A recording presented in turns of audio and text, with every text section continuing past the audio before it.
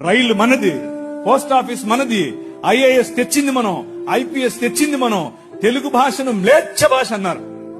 అరే ఏం భాష మాట్లాడుతున్నాడు మ్లేచ్ఛుడా అంటే, తెలుగు భాషలో డిక్షనరీ, మొట్టమొదటి డిక్షనరీ మంది. మీ నాయన రాజు, ద కింగ్, మనమిచ్చాం. CP Brown, he was a machinery.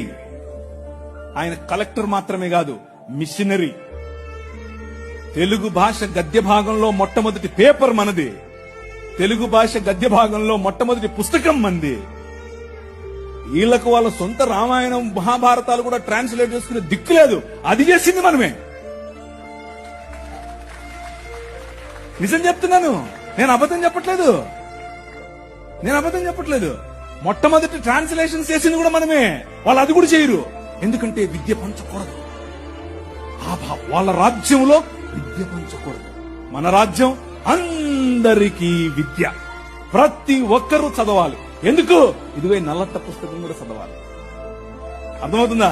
నల్లట్ట పుస్తకం చదివితే దిమాగ్ ఖరాబ్ అవుతుంది, దిమాగ్ ఫిరాయిస్తుంది, మనిషి వెంటనే మనిషి అవుతాడు.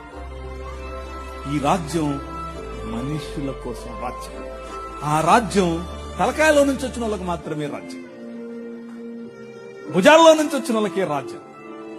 ఈ రాజ్యం అందరి రాజ్యం, అందరికీ సుభిక్షత, అందరికీ పట్టభద్రత.